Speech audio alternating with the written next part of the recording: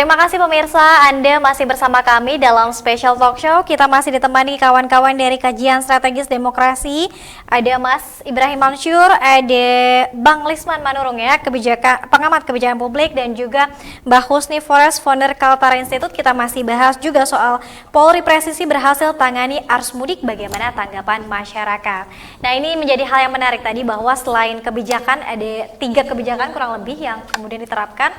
Bagaimana kemudian ini menjadi salah satu program juga yang diusung oleh Polri terkait dengan Polri presisi. Dari Mbak Husni dulu, Mbak, silakan. Saya sebagai masyarakat yang kemudian melakukan perjalanan arus mudik dan arus balik, saya pikir ini mungkin yang paling tepat. Dalam artian kebetulan kan mobil saya itu platnya ganjil.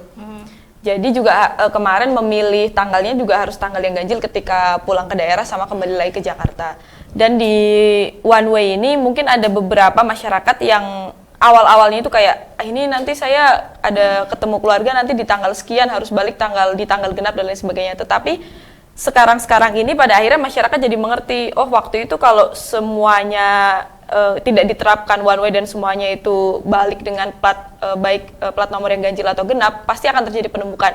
Pernah saya kemarin baca di beberapa media mudik yang 2 tahun atau 3 tahun lalu itu bahkan sampai menelan korban jiwa karena di jalan itu sampai puluhan jam.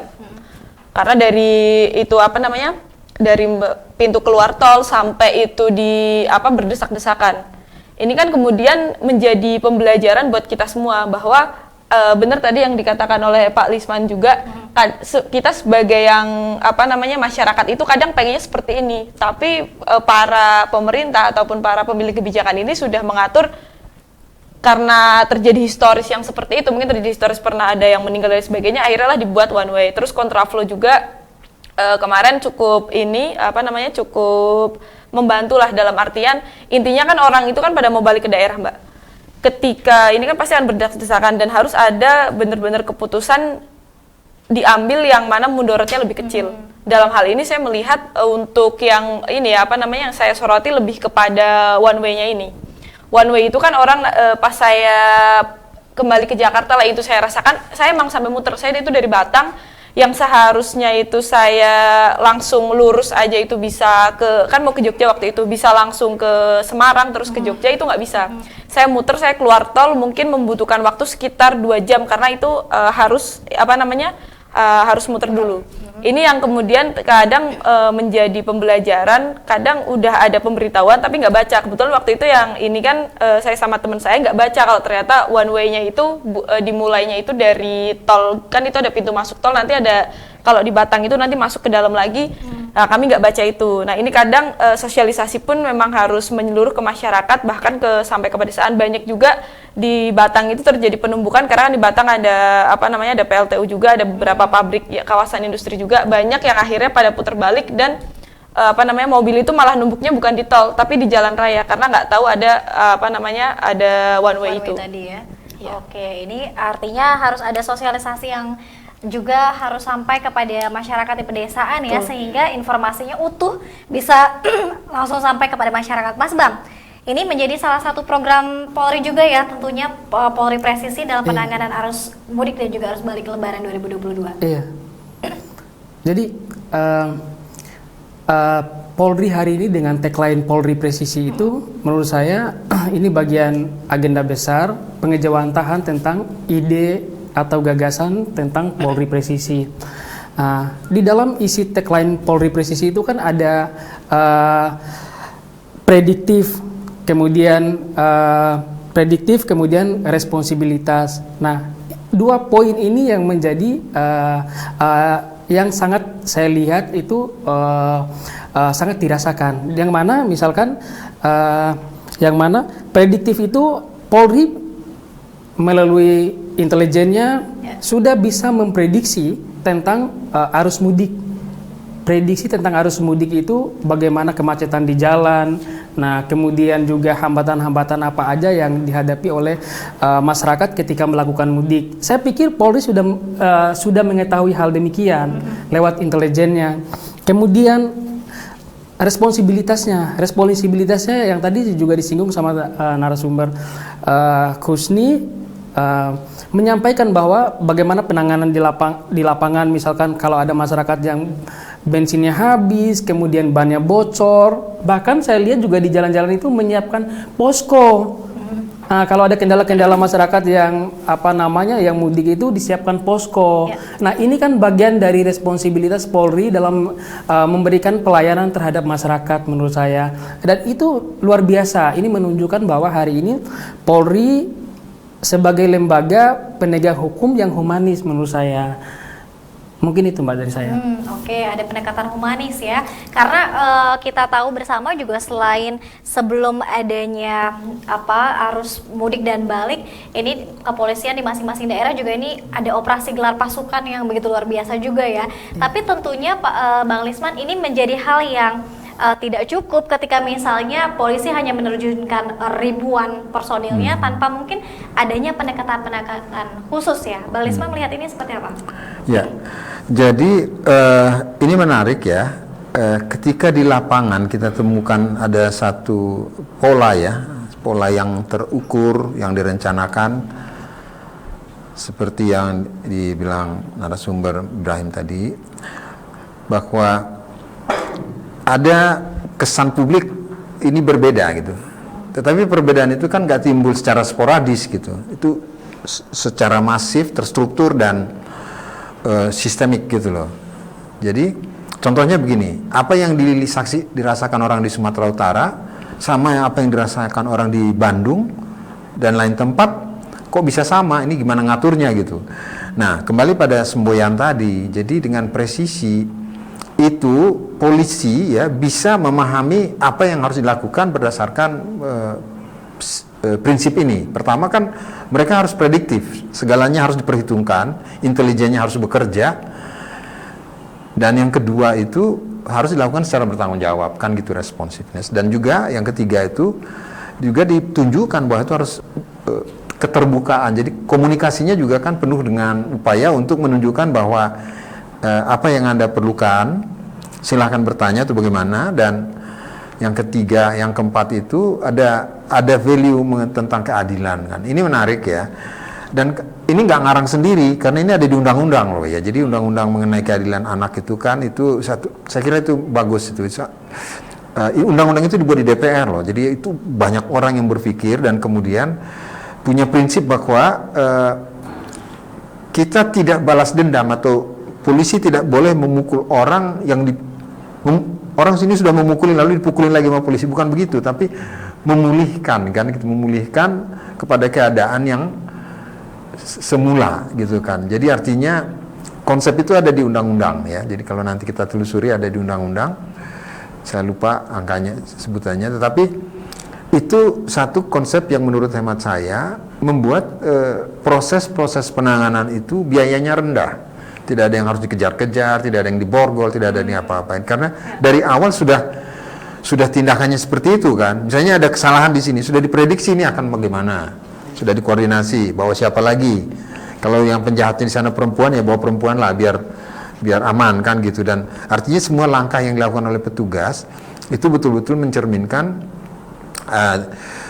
langkah yang sudah disiapkan dari atas gitu ya. Jadi artinya dari Kapolri sendiri sudah membuat ya suatu arahan sejak lama. Itu kan nggak tiba-tiba ya, sejak lama.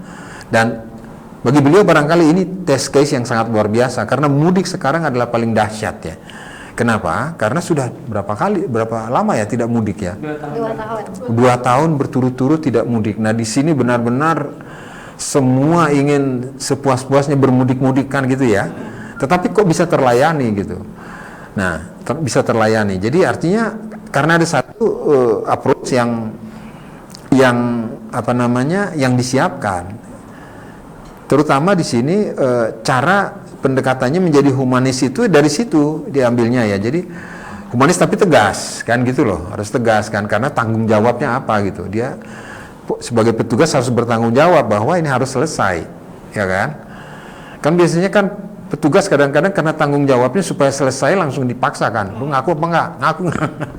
Nah, ini sekarang enggak, karena harus dijaga supaya seluruh prinsip itu terpenuhi. Jadi apa yang mau saya jelaskan itu adalah kalau ada orang yang bicara miring mengenai 77% kayaknya diatur-atur gitu.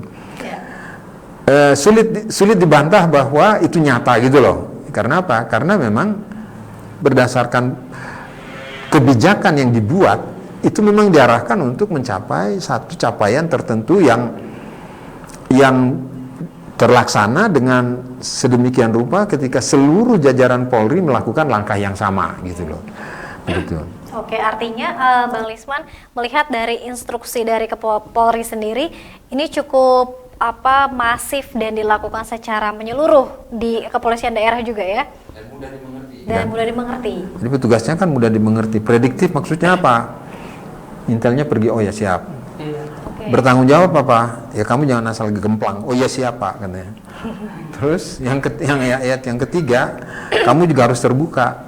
Kan mereka juga beritahu kan. Polisi sekarang kan memberitahu. Jadi Anda kan salahnya ini kan salah sana gitu. Yeah. Kalau dulu kan enggak.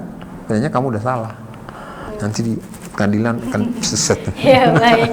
Mas Bam ada pengalaman mungkin bertatapan atau mungkin dengan kepolisian begitu ya? Seperti apa sekarang ini? Ya memang mungkin karena sekarang dulu ya Mbak, saya kan orang kampung. Kebetulan dulu saya sekitar tahun 2000-an ke Jakarta. Dulu memang pengalaman saya dengan polisi itu kan sebagai alat negara yang menyeramkan. Sempat dulu saya memang punya stigma negatif tentang polisi. Ya.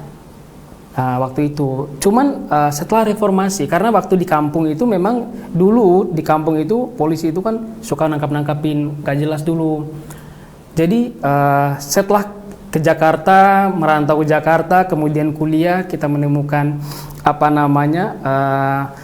suasana yang berbeda, kemudian lahirlah polisi di era reformasi ini. Memang dengan kebijakan hari ini yang kita lihat itu presisi, memang Polri hari ini memang hadir di tengah masyarakat itu dengan kebijakan yang humanis. Yang dulunya polisi yang distigmakan polisi yang negatif, polisi yang menyeramkan, hari ini polisi dengan gaya yang humanis tadi, kemudian penampilannya juga milenial, ya kan, good looking, enak dilihat lah, ya kan. Kemudian juga respon terhadap masyarakat. Nah, ini kan polisi-polisi kalau istilah saya itu polisi milenial. Polisi memang yang lahir di era demokratis. Jadi stigma-stigma lama itu saya melihat sudah mulai menghilang tradisi-tradisi yang lama itu.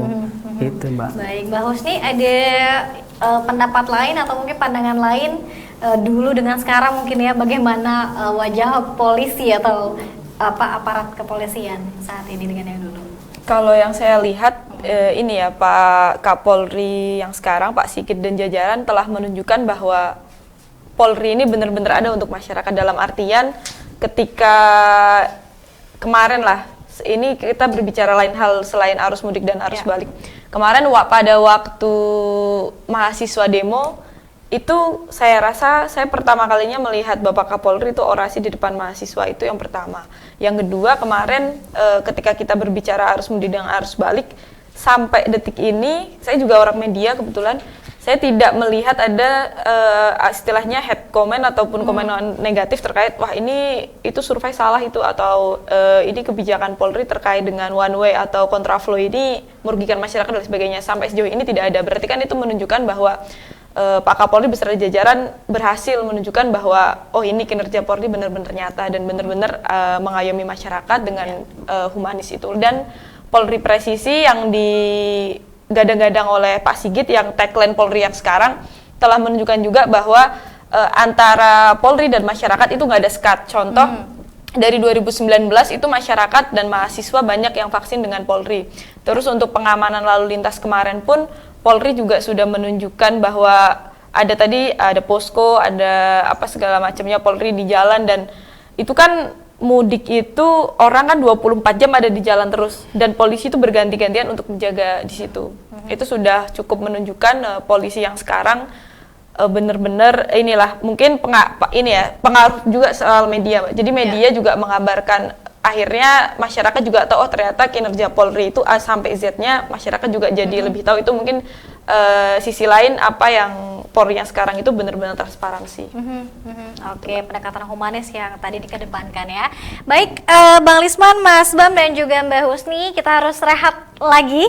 Kita masih ada satu segmen terakhir, bagaimana kemudian dan juga apa yang bisa dilakukan oleh masyarakat, mahasiswa, dan lain sebagainya untuk kemudian bisa sama-sama mendukung kebijakan Polri Presisi ini. Tetap bersama kami pemirsa dalam Special Talk Show bersama kawan-kawan dari Kajian Strategis Demokrasi.